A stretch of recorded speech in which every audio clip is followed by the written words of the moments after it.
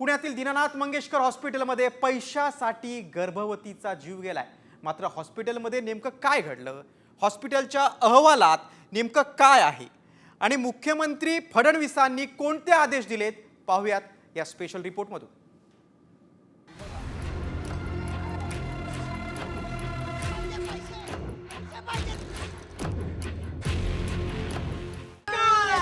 ही संतापाची लाट आहे पुण्यातल्या दीनानाथ मंगेशकर हॉस्पिटल विरोधातील आणि त्याला कारण ठरलंय हॉस्पिटलचा पराकोटीचा हलगर्जीपणा। प्रशासनाच्या मुजोरपणामुळे तनिषा भिसे या गर्भवतीचा मृत्यू झाला आणि तिची 2 नवजात बाळं आईला कायमची पोरकी झाली। दीनानाथ हॉस्पिटलमध्ये नेमकं काय घडलं, पाहूया। प्रसूती काळ सुरू झाल्यानं तनिषा भिसेला दीनानाथ रुग्णालयात आणण्यात आलं। गर्भवती महिलेला ऍडमिट करून घेण्यासाठी 20 लाखांची मागणी करण्यात आली। 3 लाख भरण्यास तयार असतानाही ऍडमिट करून घेण्यास नकार दिला। पैसे नसतील तर ससूनमध्ये न्या, असा रुग्णालयाचा मुजोरपणा होता। दुसऱ्या रुग्णालयात नेल्यानंतर जुळ्या मुलांना जन्म देत तनिषा भिसेचा मृत्यू झाला। मंगेशकर हॉस्पिटल प्रशासन पैशांसाठी अडून बसल्यानंच तनिषा भिसेंचा मृत्यू झाल्याचा आरोप कुटुंबियांनी केला।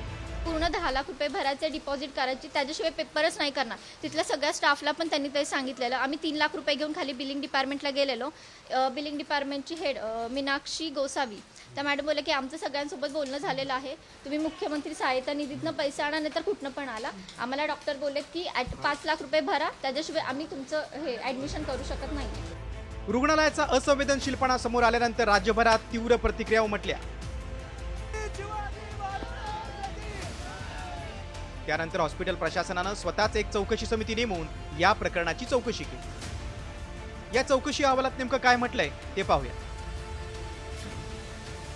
महिलेची ट्विन्स प्रेग्नन्सी धोकादायक होती।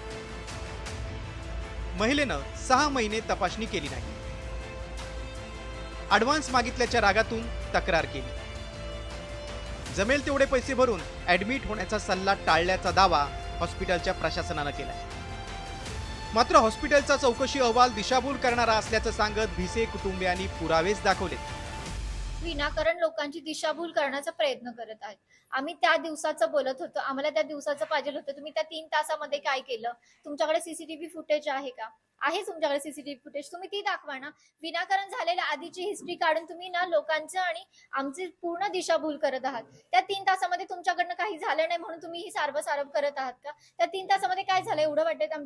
माझ्या भावाचे कॉल रेकॉर्डिंग सगळे चेक करा आणि सगळे सीसीटीव्ही फुटेज मागा। सगळं साफ खोटं आहे, त्यांनी जे बोललेलं आहे ते खोटं आहे। विशेषतः धर्मदाय रुग्णालयांनी आपली भूमिका योग्य प्रकारे निभावली पाहिजे, अशा प्रकारची आपली सर्वांचीच अपेक्षा आहे। आणि म्हणूनच या संदर्भात मी एक हाय लेवल कमिटी तयार केलेली आहे, जी या घटनेचा तर त्या ठिकाणी तपास करेलच, पण त्याचसोबत अशा घटना होऊ नये म्हणून धर्मदाय रुग्णालयांवर कशा प्रकारे आपल्याला नियंत्रण करता येईल आणि विशेषतः मेडिकल एथिक्स हा एक महत्त्वाचा विषय आहे की अशा प्रकरणी पैशाची चिंता न करता त्यांना ॲडमिट करून घेणं हे गरजेचं होतं। त्यामुळे एथिक्सचं पालन होत आहे की नाही या संदर्भात देखील आपण प्रयत्न करणार आहोत। एकीकडे 2 लेकींच्या जन्माचा आनंद तर दुसरीकडे त्यांनी जन्मताच आई गमावल्याचं दुःख। या घटनेनं भिसे कुटुंबियांसह पुणे शहर हादरून गेलंय। मात्र धर्मादाय हॉस्पिटल असतानाही गर्भवती महिलेची पैशांसाठी अडवणूक का? असंवेदनशील प्रशासनावर आणि डॉक्टरांवर काय कारवाई होणार, असे अनेक प्रश्न निर्माण झाले। पुण्यासारख्या शहरात अशा घटना घडत असतील तर राज्यात अशा किती तनिषा असतील ज्यांना आपला जीव गमवावा लागला असेल? रुग्णसेवेचं ब्रीद न पाळता केवळ धंदेवाईक होत चाललेल्या हॉस्पिटलच्या मुजोरपणाला चाप लावण्यासाठी सरकारनं कठोर भूमिका घ्यायला हवी। सागर आव्हाड आणि नितीन पाटणकरसह ब्युरो रिपोर्ट, साम टीव्ही न्यूज, पुणे। दीनानाथ मंगेशकर रुग्णालयातील गर्भवती महिला मृत्यू प्रकरणी आता भाजपच्या महिला कार्यकर्त्या आज कमालीच्या आक्रमक झाल्या होत्या। या कार्यकर्त्यांनी अश्विनी घैसास यांच्या रुग्णालयाची तोडफोड केलेली आहे। पैसे पाहिजे, पैसे पाहिजे त्याला, पैसे आम्ही पैसे देणार त्याला। एका स्त्रीचा जीव घेतलाय त्याने, एका स्त्रीचा जीव घेतला। आपण 2 दृश्य बघतोय बघा। रुग्णालयाच्या बाहेर पण तोडफोड केली, कुंड्या उचलून फेकल्या। त्यानंतर रुग्णालयाच्या आत या सगळ्या भाजप युवा मोर्चाच्या कार्यकर्त्या घुसल्या आणि त्यांनी आत पण तोडफोड केलेली आहे। कारण डॉक्टर घैसास यांनी रुग्णाच्या नातेवाईकांकडे 10 लाख रुपयांची मागणी केली होती आणि त्यामुळेच या कार्यकर्त्या संतप्त झाल्या। आम्ही हे तोडफोड करतोय असे अमानुष गुंड्यांची तोड त्याला पैसे पाहिजे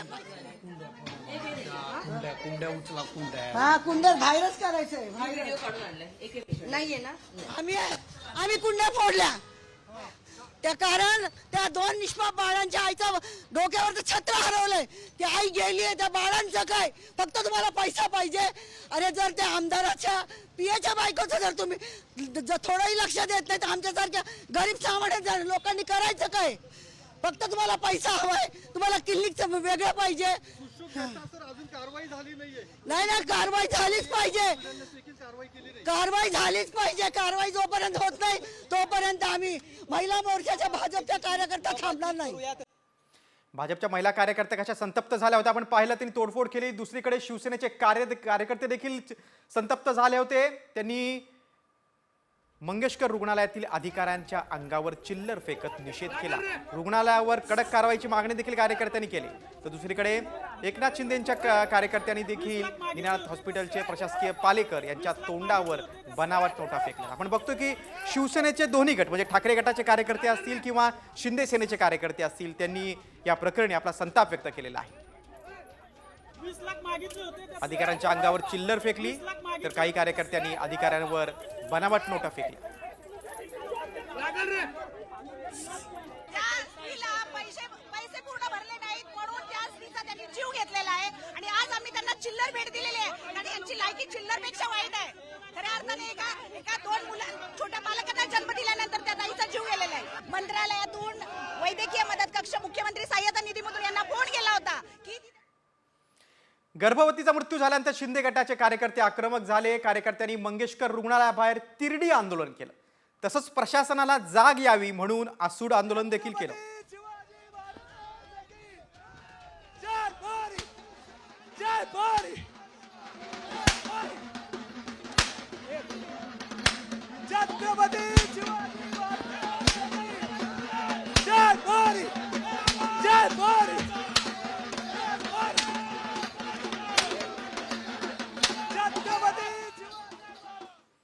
दरम्यान दीनानाथ मंगेशकर रुग्णालयाला आता पुणे महानगरपालिकेच्या आरोग्य विभागानं कारणे दाखवा नोटीस बजावलेली आहे. महापालिकेनं महिलेच्या मृत्यू प्रकरणी रुग्णालयाकडून आता खुलासा मागितलाय. महापालिकेने नोटीस बजावलेली आहे. आरोग्य विभागानं रुग्णालयाकडून आता खुलासा मागितलेला आहे.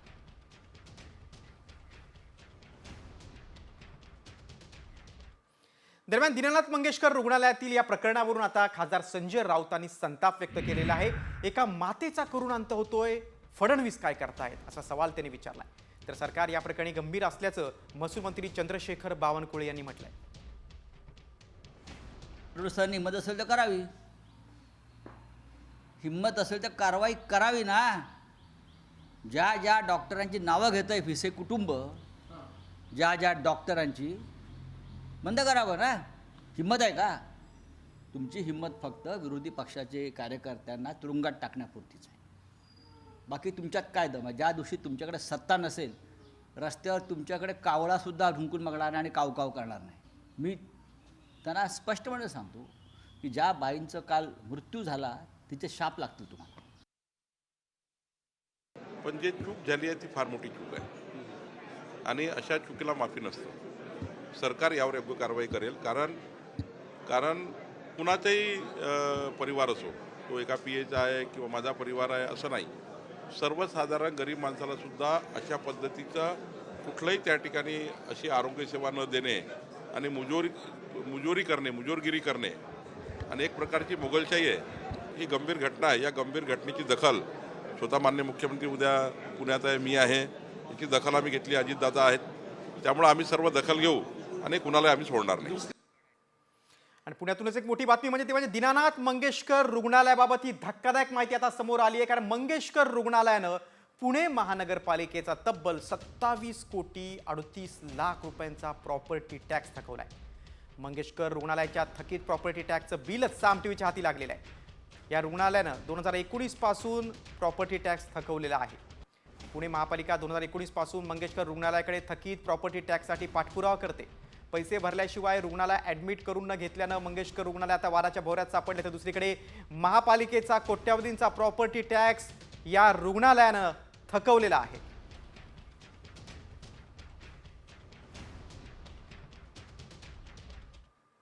वळतं इतर बातम्यांकडे.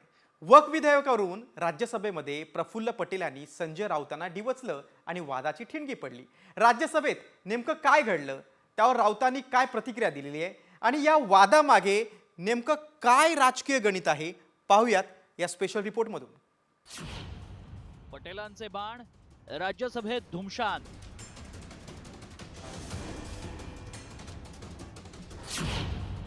रंगावरून नडले राऊत पटेल भिडले.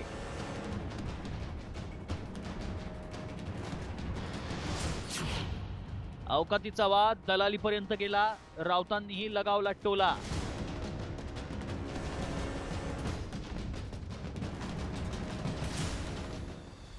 आगे हमारे दोस्त आगे.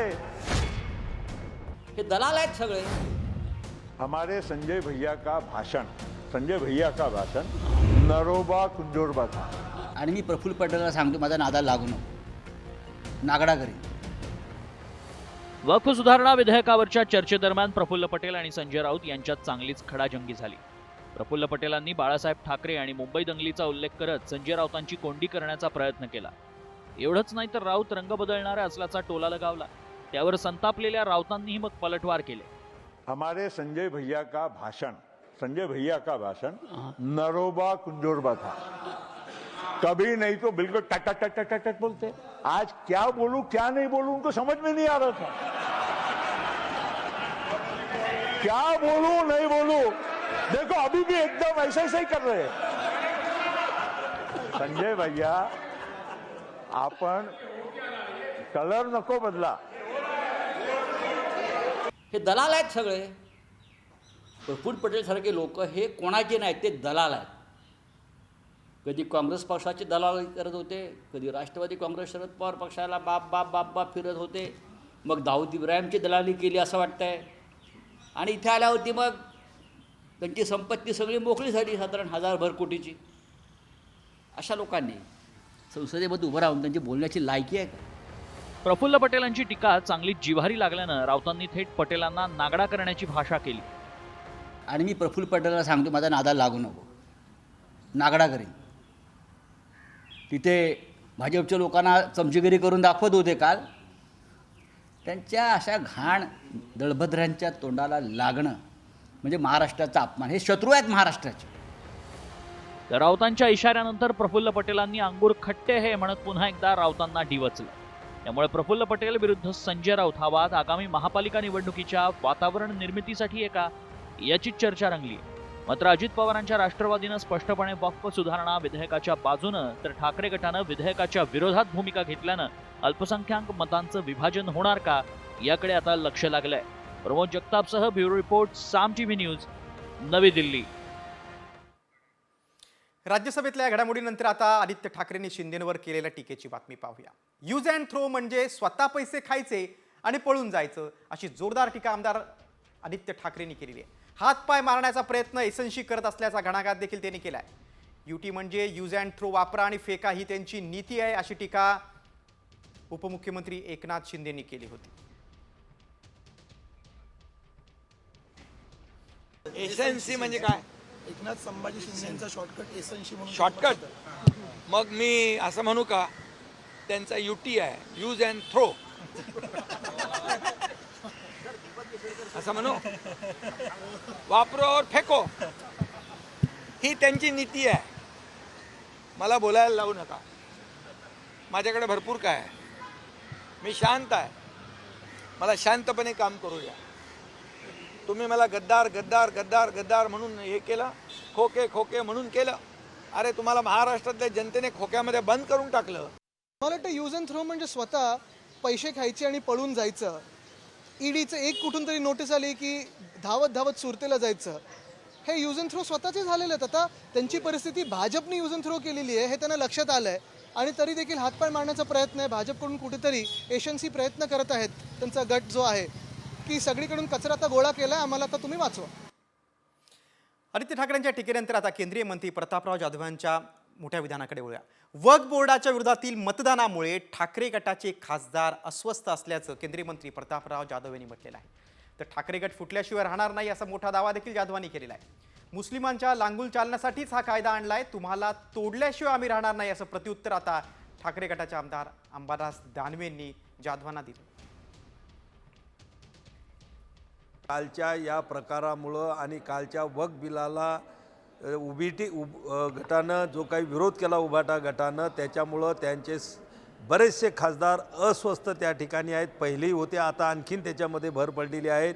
आणि काही आमदाराच्या सोबतसुद्धा आमची चर्चा झाली, ते सुद्धा त्यांनी नाराजी व्यक्त केली की आम्ही किमान या वक्फ बिलाला विरोध करायला नको होता. कारण वक्फ बोर्डाविषयी काय भूमिका आहे, त्यांची काय भूमिका आहे आणि आमची काय भूमिका आहे. आम्ही भूमिका, यांनी तर मुस्लिमांच्या लांगोल चालण्यासाठी वक्फ आणतो असं भाषण आहे का अमित शहांचे, किरण रिजिजूंचे? ऐका ना, ते त्यांना पटत असेल तर त्यांना लाख लाभ आहे. मला असं वाटतं तुम्हाला तोडल्याशिवाय आम्ही राहणार नाही. आता पुढच्या बातमीकडे. काय डोंगर, काय झाडी, काय हॅटील असं म्हणणाऱ्या शहाजी बापू पाटलांनी भर सभेत स्वतःच्याच तोंडात मारली आहे. मात्र शहाजी बापू एवढे उद्विग्न का झाले आणि त्यावर विरोधकांनी नेमक्या काय प्रतिक्रिया दिल्यात पाहूयात या स्पेशल रिपोर्टमधून. मला ज्यांनी पाणी अडवलं त्याला खासदार करून पाठवलं, जे पाणी देणारा घरात बसवला आपल्या हे तोंडात मारून घेणारे आहेत. काय झाडी, काय डोंगर, काय हाटील म्हणत राज्यभर प्रसिद्ध झालेले माजी आमदार शहाजी बापू पाटील. शहाजी बापू पाटलांनी भर सभेत बोलताना स्वतःच्याच हातानं तोंडात मारून घेतलंय. त्याला कारण ठरलं भाजप नेते रणजितसिंह निंबाळकरांचा झालेला पराभव. तोंडात मारून घेताना शहाजी बापू पाटील नेमकं काय म्हणाले पुन्हा ऐका. जया भाऊ सांगेल तिथं त्याच चिन्हाला मत द्यायची. आईची शपथ तुम्हाला हात वर करा, देणारा नाही खरा हात वर करा. मला ज्यांनी पाणी अडवलं त्याला खासदार करून पाठवलं, जे पाणी देणारा घरात बसवला आपल्या काय माणसं आपण का बघून केलं आपण कशासाठी पाठवलं. लोकसभा निवडणुकीत सांगोला मतदारसंघातून धैर्यशील मोहिते पाटलांना आघाडी मिळाली. त्याबद्दल आपल्याला खंत वाटत असल्याचं शहाजी बापू पाटलांनी म्हटलंय. विधानसभा निवडणुकीत आपला पराभव झाला तर फाशी घेईन अशी शपथ शहाजी पाटलांनी घेतली होती. मात्र त्यानंतरही शहाजी पाटलांचा पराभव झालाच. आता पराभवानंतर पालकमंत्री जयकुमार गोरेंच्या नागरी सत्कार सोहळ्यात शहाजी बापू पाटलांनी स्वतःच्याच कानाखाली मारली. यावर खासदार धैर्यशील मोहितेंनी खोचक टोला लगावला. कसं आहे, त्यांना कायम प्रसिद्धीत राहण्याची सवय आहे. आणि दुसरी गोष्ट, आता विधान परिषदेच्या अनेक जागा रिक्त आहेत. इच्छुक असतील की वरिष्ठांनी संधी द्यावी, काहीतर आपण सक्रिय आहे असं दाखवायचा प्रयत्न करतात ते नेहमी. ज्येष्ठ आहेत, मलाही त्यांच्याबद्दल आदर आहे. ते किती खालच्या पातळीला जाऊन माझ्यावरती बोलले, माझ्या कुटुंबावरती बोलले, तरी मी त्याचं काही त्यांच्या पद्धतीनं कधी उत्तर देणार नाही. मी कामाच्या पद्धतीनं माझं उत्तर देईन.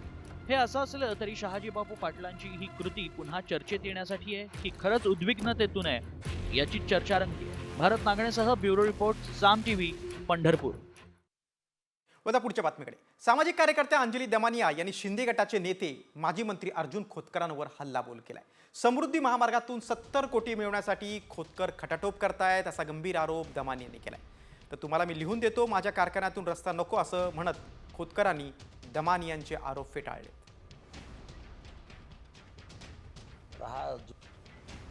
मी जे जालन्याला आले होते आणि अर्जुन खोतकर यांच्या विरोधात मी कालची प्रेस कॉन्फरन्स घेतली होती, त्यानंतर अर्जुन खोतकर यांनी एक फोनो रिॲक्शन मध्ये असं म्हटलंय की त्यांचा सुद्धा विरोध या जो मी जे म्हटलं होतं की अख्खा सरळ जाणारा समृद्धी महामार्ग वळवून जो केला गेला आणि त्याच्यात जालना सहकारी साखर कारखान्याची जी 18 एकर जमीन जाणार होती आणि त्याचे 70 कोटी रुपये हे अर्जुन खोतकरांना मिळाले असते आणि त्याच्यासाठी त्यांनी केलेला तो खटाटोप होता. हा जुन्या कढीला ऊत आणण्याचा प्रकार आहे. या संदर्भामध्ये देशाची सर्वोच्च संस्था ईडी यांनी ही चौकशी केलेली आहे. ईडीने कारखाना ताब्यात घेतलेला आहे. अजून कोणती चौकशी करणार आहेत? आणि मला असं वाटतं की ठीक आहे, त्यांचं म्हणणं आहे ना की रस्ता कुठून तरी जाईलच ना, या जागेतून जाईल किंवा त्या जागेतून जाईल. ठीक आहे, मी तुम्हाला लेखी देतो की माझ्या कारखान्यातून रस्ता टाकू नका, जिथून टाकायचं तिथून टाका. तुम्हाला रस्ता इथून नको आहे ना, मी बिलकुल तुमच्या बोलण्याप्रमाणे तिथं उद्या जेव्हा तुम्ही म्हणताल त्या दिवशी मी तिथे लेखी देईल आणि हा कारखाना माझ्या जागेतून जाऊ नये अशा प्रकारचा त्यांना निश्चितपणे सपोर्ट मी करेल. त्यांनी कॅन्सल करून आणावा. पुढच्या बातमीकडे. ठाकरे गटानं आता मिशन महापालिका सुरू केले. मुंबई, पुणे, नाशिक आणि संभाजीनगर पालिका जिंकण्यासाठी ठाकरे गटानं विशेष प्लॅन आखलाय. या महानगरपालिका प्रशासकांच्या कारभारावर ठाकरे गटाचा आता विशेष वॉच असणार आहे. आगामी महानगरपालिकेच्या पार्श्वभूमीवर निवडणुकीवर ठाकरे गटाकडून नेते आणि उपनेत्यांवर विशेष जबाबदारी सोपवण्यात आलेली आहे. येत्या मंगळवारी होणाऱ्या बैठकीत नेत्यांना आणि उपनेत्यांना महानगरपालिकेच्या दृष्टीने जबाबदारीचं वाटप देखील केलं जाणार आहे.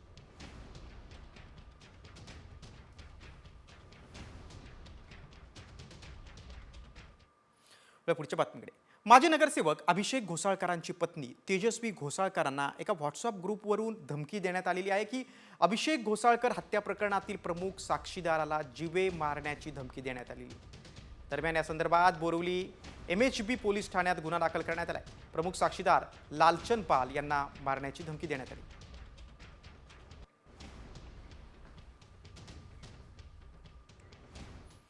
पुढची बातमी आता बीडमधून. बीड पोलिसांच्या ढिसाळपणामुळे सरपंच संतोष देशमुखांच्या मारेकरी पळून गेल्याची कबुलीच आता गृहराज्यमंत्री योगेश कदम यांनी दिलेली आहे. संतोष देशमुखांच्या कुटुंबियांच्या भेटीनंतर योगेश कदम हे माध्यमांशी बोलत होते. त्यावेळी कदम यांनीच पोलिसांवर प्रश्नचिन्ह उपस्थित केल्याचं पाहायला मिळालं. आरोपींना आपण अटक केली, पण त्या आरोपींना ज्यांनी सहकार्य केलं, जरी आपल्या बरोबर PS आहेत, आपल्या प्रशासनाचे जरी असले तरी सुद्धा त्यांना सोडायचं नाही अजिबात. असे पोलीस अधिकारी आपल्याला आपल्या डिपार्टमेंट नको आहेत. ह्या अगोदर जे पोलीस प्रशासन होतं त्यांच्यावरती नक्कीच प्रश्नचिन्ह होते आणि त्यांच्या ढिसाळ कारभारामुळे कदाचित त्या व्यक्तीला पळून जायला तिथे मदत मिळालेली आहे. दरम्यान कळंबमध्ये महिलेची हत्या करणारा आरोपी हा सुदर्शन घुलेच्या गावातील असल्याचा दावा धनंजय देशमुखांनी केलेला आहे. या प्रकरणी आता गृहराज्यमंत्री योगेश कदमांकडे चौकशीची मागणी करणार असल्याचं देखील त्यांनी सांगितलंय. राड्यानंतर देखील कराड गँगला बीड जिल्हा कारागृहातच का ठेवलं असा सवाल देखील देशमुखांनी विचारला.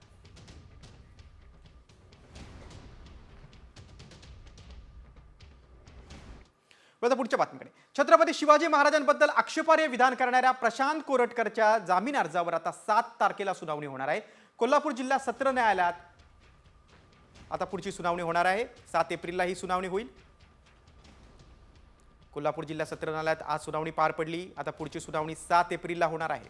कोरटकरच्या जामीन अर्जावर ही सुनावणी होणार आहे. त्यामुळे आता कोरटकरला जामीन मिळणार का याकडे सर्वांचं लक्ष आहे.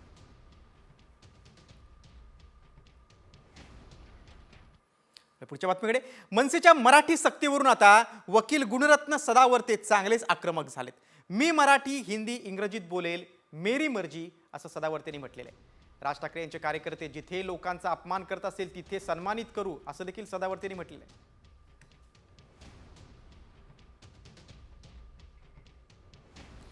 दरम्यान मनसे प्रवक्ते योगेश खैरे यांनी गुणरत्न सदावर्ते यांना मनसेनं ज्या परिपत्रकानुसार बँकांमध्ये मराठीचा आग्रह धरलाय ते परिपत्रक काय हे सांगण्यासाठी फोन केला होता. पण ते ऐकून घेण्याऐवजी सदावर्ते संतापले. याची ऑडिओ क्लिप आता समोर आली. साम टीव्ही मात्र या ऑडिओ क्लिपची पुष्टी करत नाही. हॅलो, हां, गुणरत्न सदावर्ते बोलतोय का? हॅलो हॅलो, हां, कोण? गुणरत्न सदावर्ते बोलताय का? हो हो, बरोबर सर. मी योगेश खैरे बोलतोय. मी कुठून? महाराष्ट्र नवनिर्माण सेनेचा प्रवक्ता आहे. हां, मी ओळखत नाही हो.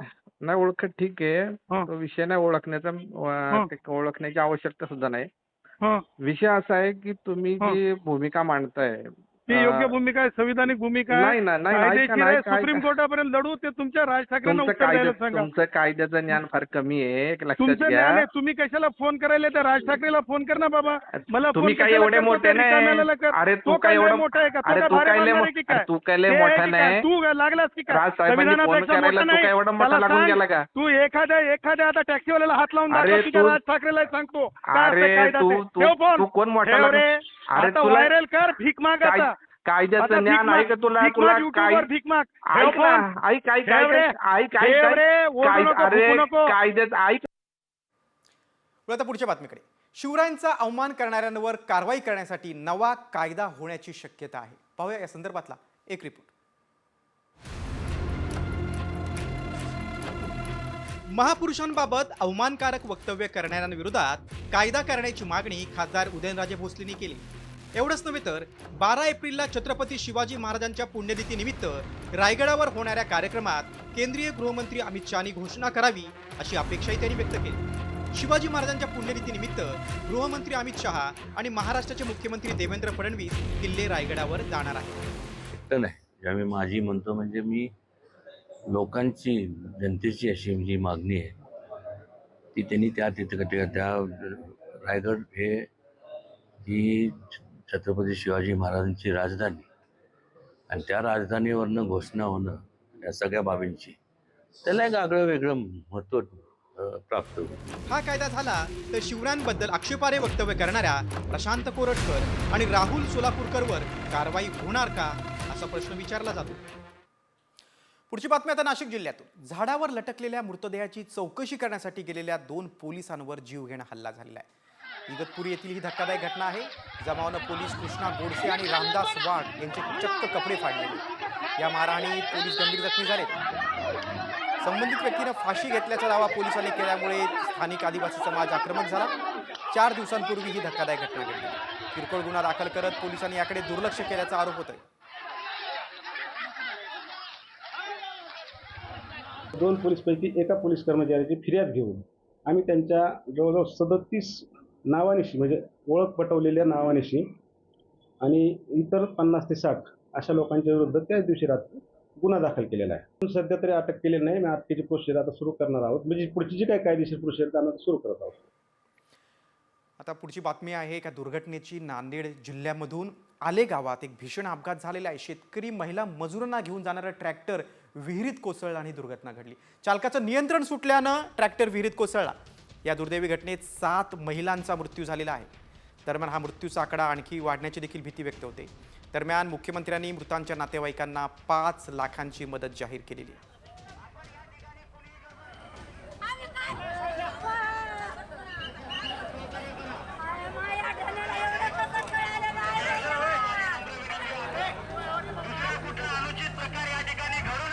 नांदेडच्या आसेगावमध्ये जी घटना घडली ती अतिशय दुर्दैवी आहे. त्या ठिकाणी विहिरीमध्ये ट्रॅक्टर पडून जी काही दुर्घटना झाली त्याच्यामध्ये ज्या लोकांचा मृत्यू झालेला आहे त्यांना शासनाच्या वतीनं 5 लाख रुपये अनुदान देण्याचं त्यांच्या परिवाराला हे आपण घोषित केलेलं आहे. आणि या घटनेची संपूर्ण चौकशी करून अशा प्रकारचे अपघात होऊ नये या दृष्टीने जे करता येईल ते करण्याचे आदेश दिलेले आहेत. नांदेडमधील या दुर्घटनेच्या बातमीनंतर पुढची एक गुन्ह्याची बातमी नागपूरमधून. नागपुरात खुलेआम गोळीबार झाल्याची घटना घडली. मात्र त्याचं कारण काय? नागपूरची ओळख ही क्राईम कॅपिटल का बनत चालली आहे? पाहूयात या स्पेशल रिपोर्टमधून. नागपूरनंतर पुढची बातमी आता अकोला जिल्ह्यातून. कुत्र्यांच्या मृत्यू प्रकरणी आता गुन्हे दाखल करण्यात आलेले आहेत. आतापर्यंत 150 पेक्षा अधिक कुत्र्यांचा विषारी अन्न खाल्ल्यानं मृत्यू झालेला आहे. रस्त्यावरील मोकाट कुत्र्यांसह पाळीव कुत्रे अंगावर भुंकतात म्हणून एका माथे फिरून क्रूरतेचा कळस घातला आणि थेट या मुक्या प्राण्यांना खाण्यातून विष दिलं होतं. यातील संशयित व्यक्तीचा आता CCTV फुटेज देखील पोलिसांना मिळालेला आहे. या संदर्भात साम टीव्हीनं बातमी दाखवली होती. ह्या एक गोष्ट आपण लक्षात घेतली पाहिजे की वारंवार ह्या घटना होत आहेत आणि तीच लोक हे परत करत आहेत. म्हणजेच यांच्या डोक्यात कुठेतरी एक गोष्ट फिक्स आहे की आपल्यावरती काही कारवाई होत नाही. आम्ही जरी FIR केली तरी पोलिसाचा किंवा SP-चा याच्यावरती काहीच हे दमदाटी करत नाहीत. कोणी म्हणायला नाहीत. त्यांच्या मनात ती भीतीच नाही. मराठीच्या आग्रहावरून आता मनसे आणि मुख्यमंत्र्यांमध्ये संघर्ष पेटण्याची शक्यता आहे. पाहूया या संदर्भातला एक रिपोर्ट. मराठी भाषेवरून मनसेनं आक्रमक पवित्रा घेतलाय. मराठी न बोलणाऱ्या बँकेतल्या परप्रांतीय कर्मचाऱ्यांना चोप दिल्यामुळे बँक कर्मचारी संघटनांनी मनसेवर कारवाईची मागणी केली. बँक कर्मचाऱ्यांनी मुख्यमंत्र्यांना पत्र लिहून संरक्षणाची मागणी केली. मनसेच्या मराठीच्या आग्रहाचं मुख्यमंत्र्यांनी समर्थन केलं असलं तरी कायदा हातात घेणाऱ्यांवर कारवाई करणार असल्याचा इशाराही दिला. विविध बँकातील आणि पर्टिक्युलरली बँक ऑफ महाराष्ट्रमध्ये काही शाखांमध्ये गेल्या 3-4 दिवसात काही समाजकंटकांनी बँक शाखेमध्ये घुसून शाखाधिकाऱ्यांना मारहाण, सरकारी मालमत्तेचं नुकसान केलेलं आहे. अर्वाच्य भाषेत शिवीगाळ केलेली आहे. महाराष्ट्रामध्ये मराठीचा आग्रह करणं हे चुकीचं नाही. तो आग्रह कोणीही करू शकतं, केला तरी त्यात काही वावगं नाही. पण असा आग्रह करताना कायदा हाती घेणं चुकीचं आहे. कायदा जर हाती घेतला गेला तर कडक कारवाई केलीच जाईल. मुख्यमंत्र्यांनी इशारा दिल्यामुळे सरकार विरोधात मनसे आक्रमक भूमिका घेणार की आपला आग्रह थांबवणार याबाबत उत्सुकता आहे. आता पुढच्या बातमीकडे. मराठी हास्यकलाकार सागर कारंडे सायबर चोरट्यांकडून 61 लाखांची त्याची फसवणूक झालेली आहे. या प्रकरणी आता 3 अज्ञात व्यक्तींविरोधात मुंबई सायबर पोलिसांनी गुन्हा दाखल केलेला आहे. इंस्टाग्रामवर लाईकच्या बदल्यात 150 रुपयांचं आमिष दाखवून फसवणूक करण्यात आली.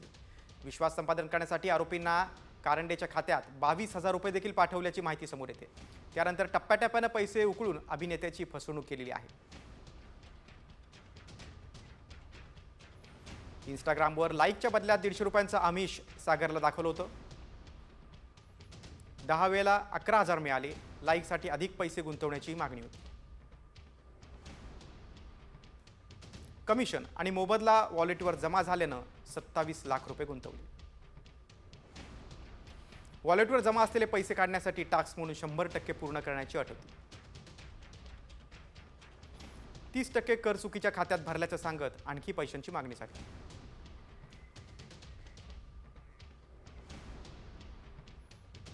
दरम्यान तो सागर कारंडे मी नाही असं स्पष्टीकरण अभिनेता सागर कारंडेनं दिलेलं आहे.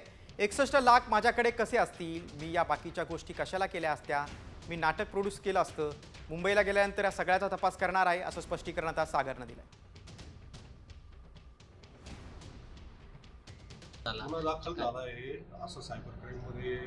असू देत ना मग. सागर कारंडे एकच नाही आहे, खूप आहेत. जीमेलवर तुम्ही सर्च केलं तर खूप दिसतील तुम्हाला. मग जाऊ दे ना, त्यांचं काम आहे ते करतात, ते मरू दे ना, आपण कशाला लक्ष द्यायचं. हां नाही. पुढची बातमी आता पुण्यातून. दीनानाथ मंगेशकर रुग्णालय व्यवस्थापनाचा पुणे पोलीस आता जबाब नोंदवणार आहेत. पुण्यातील अलंकार पोलीस ठाण्यामध्ये जबाब नोंदवला जाणार आहे. राज्याच्या वैद्यकीय समिती सहधर्मदाय सहआयुक्तांच्या 4 जणांच्या समितीकडून देखील आता तपास केला जाणार आहे. त्यानंतर पोलीस देखील आता जबाब नोंदवणार आहेत. महिलेच्या मृत्यूनंतर, गर्भवतीच्या मृत्यूनंतर आता या प्रकरणी आता पोलीस देखील जबाब नोंदवणार आहेत.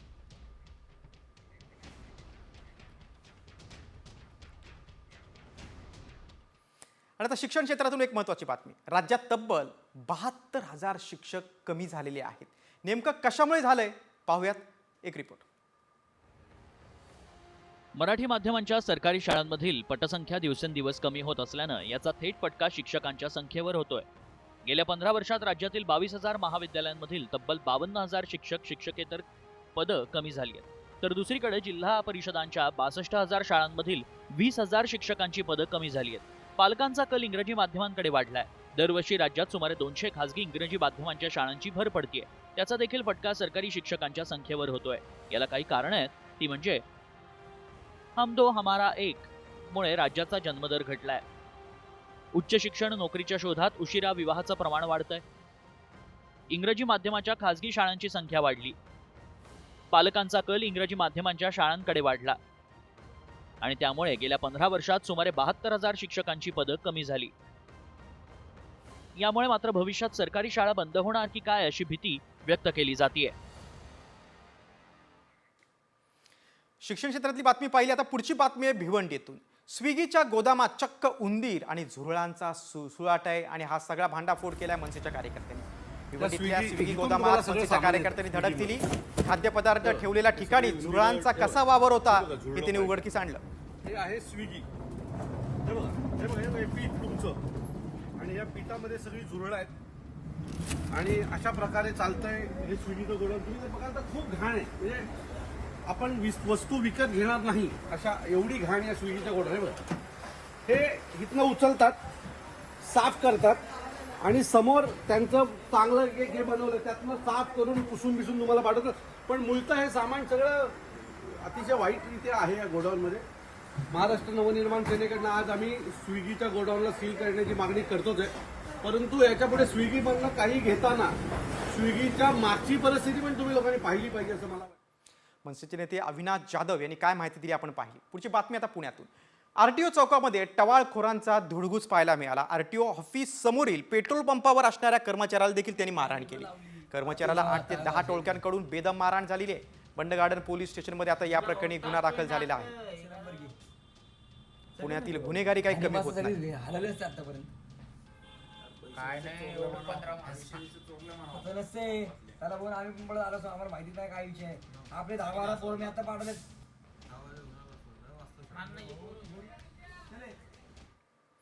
पुढची बातमी आता बारामतीमधून.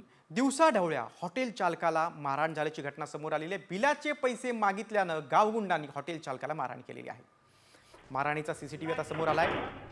बीडमधील गुंडगिरी मोडून काढण्यासाठी अजित पवार यांना बीडचं पालकमंत्री पद देण्यात आलंय, पण अजित पवारांच्याच बारामतीमध्ये दिवसा ढवळ्या गुंडगिरीचा प्रकार घडलेला आहे.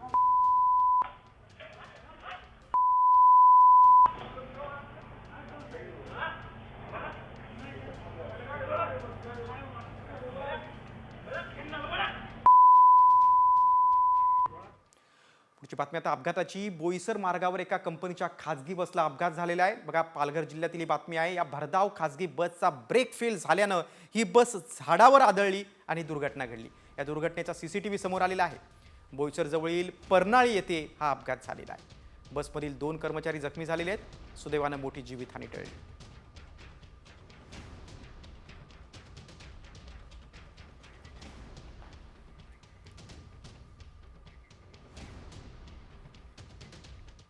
आता पुढच्या बातमीकडे. अवकाळीनं शेतकरी उद्ध्वस्त झालाय. मात्र कृषी मंत्र्यांनी शेतकऱ्यांच्या जखमेवर मीठ चोळलेलं आहे.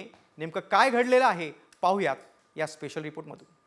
तुम्हाला कर्जमाफी झाल्यानंतर जे पैसे येतात त्या पैशात काय करता तुम्ही?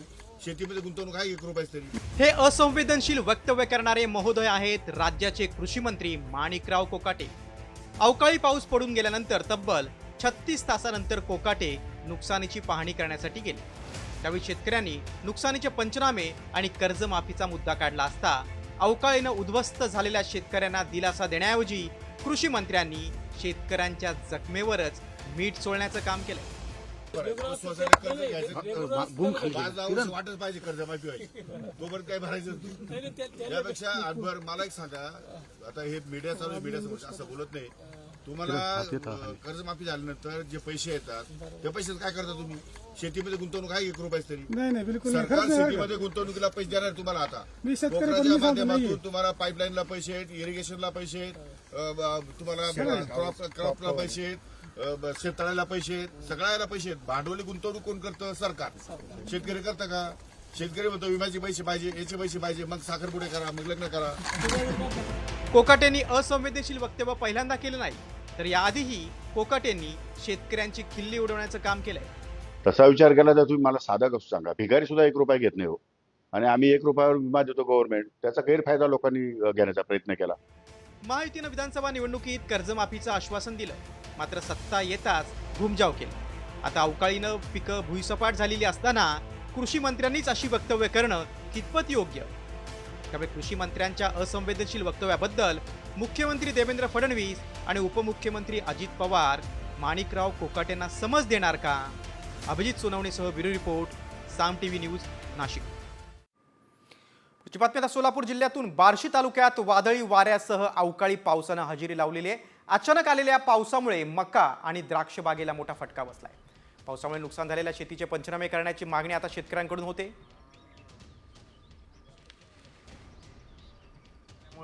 गारपीट, अति गारपीट झालेली आहे. नुकसान जवळजवळ 100% नुकसान झालेलं आहे. जवळजवळ 80-90 हजारची मका आज ह्याला 5,000 सुद्धा कोण द्यायला तयार नाही. सगळे जमीन सगळे वाहून गेलेले आहे. तरी आता शेतकऱ्यांनी काय करायचं? सरकारनं ह्याकडे लक्ष द्यायला पाहिजे. फडणवीस साहेबांनी, अजित पवार साहेबांनी हे जर पंचनामा वगैरे करून आम्हाला शेतकऱ्यांना नुकसान भरपाई मिळाली पाहिजे. दुसरीकडे विदर्भात देखील अवकाळी पाऊस झालेला आहे. बुलढाणा जिल्ह्यातील सोमठाणा गावात गारपिटीसह झालेल्या पावसानं आता मोठं नुकसान झालेलं आहे. सोमठाण्यातले शेतकरी सुभाष झगरे यांच्या 5 एकर शेतातील पपई बागेचं नुकसान झालेलं आहे. गारपीट आणि वादळी वाऱ्यानं पपई बाग अक्षरशः आडवी झालेली आहे. पंचनामा करून नुकसान भरपाई देण्याची मागणी आता शेतकऱ्यांना केली. खाली अजून 3 एकर. काही ठिकाणी मका पिकाचं देखील नुकसान झालेलं आहे.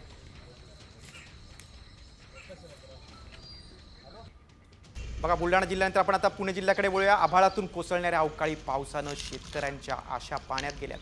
जुन्नर तालुक्यात वादळी वाऱ्यासह पावसानं तब्बल 500 हेक्टरवरील कांद्याचं नुकसान केलेलं आहे. काढणीला आलेल्या कांद्याची शेती मातीमोल झालेली आहे, त्यामुळे शेतकरी हतबल झाला. तर दुसरीकडे रायगड जिल्ह्यात देखील वादळी वाऱ्यासह जोरदार अवकाळी पाऊस झालेला आहे. या पावसानं नागरिकांची तारांबळ उडाली. रायगड जिल्ह्यातील खालापूर, खोपोली, कर्जत, पेण तालुक्यासह पनवेल तालुक्याच्या देखील काही भागात वादळी वाऱ्यासह जोरदार पाऊस झालेला आहे.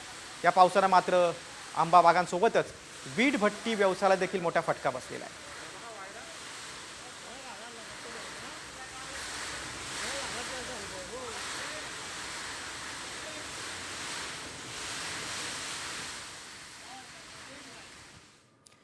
राज्यातल्या महत्त्वाच्या बातम्यांचा वेध घेतल्यानंतर आता एक धक्कादायक बातमी समोर आहे. ओपन एआयच्या ChatGPT या AI टूलचा वापर करून चक्क बनावट आधार कार्ड तयार केले जाते.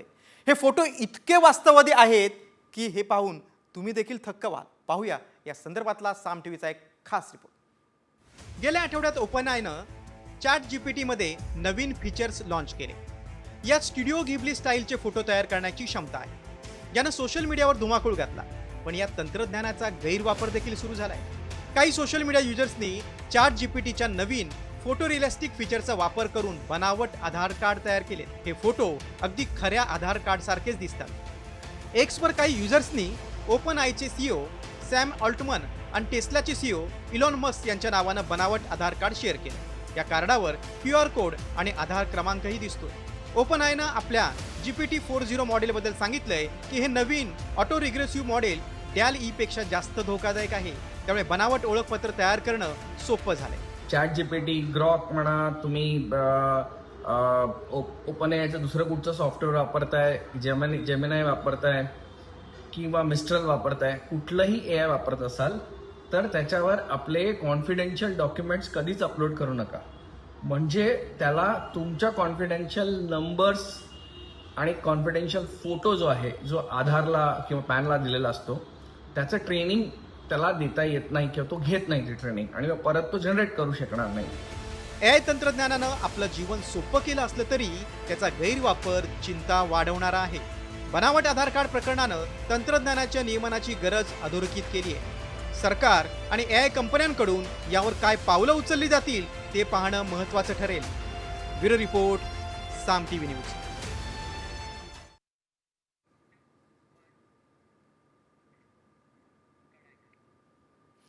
पुढच्या बातमीकडे. राज्यात खरीप हंगामात AIचा वापर करण्यात येणार आहे. यासाठी केंद्र सरकारच्या विस्तार या संकेतस्थळाचा आता वापर करण्यात येणार आहे. खरीप हंगामात AIचा प्रयोग करणारं महाराष्ट्र हे पहिलंच राज्य ठरणार आहे. सध्या राज्यात ऊस शेतीमध्ये प्रायोगिक तत्वावर AIचा वापर केला जातोय. आता राज्यातील हवामान, तापमान, माती आणि वेगवेगळी पिकं लक्षात घेऊन AIचा वापर केला जाणार आहे.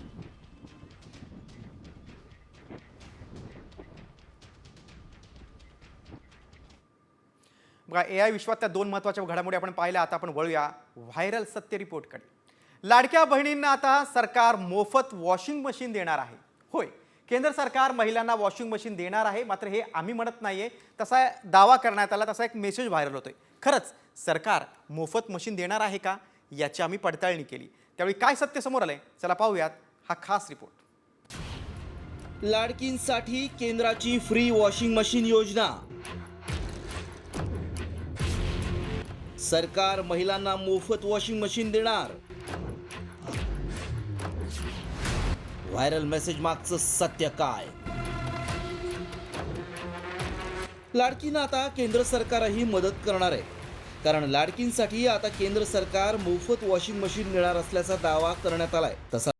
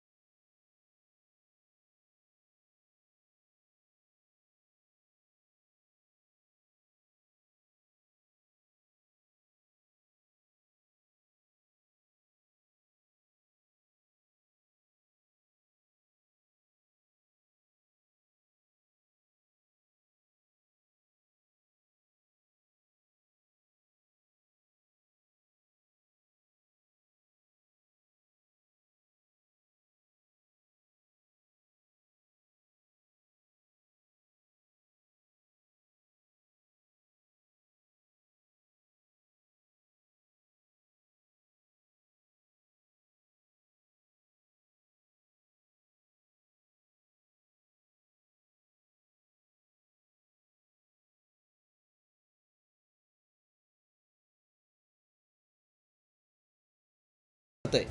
कधी लाडका भाऊ तर कधी लाडका शेतकरी अशा योजना सुरूच असतात. मात्र राज्यात लाडकी बहीण ही योजना चर्चेत आहे. सरकार महिलांना घरबसल्या 1500 रुपये देत आहे. त्यामुळे सरकार महिलांना वॉशिंग मशीनही देऊ शकतं असं अनेकांना वाटू लागलंय. मात्र ही योजना नसून महिलांची दिशाभूल करण्यासाठी हा मेसेज व्हायरल करण्यात आलाय. त्यामुळे आमच्या पडताळणीत सरकार मोफत वॉशिंग मशीन देणार हा दावा असत्य ठरलाय. ब्युरो रिपोर्ट, साम टीव्ही न्यूज.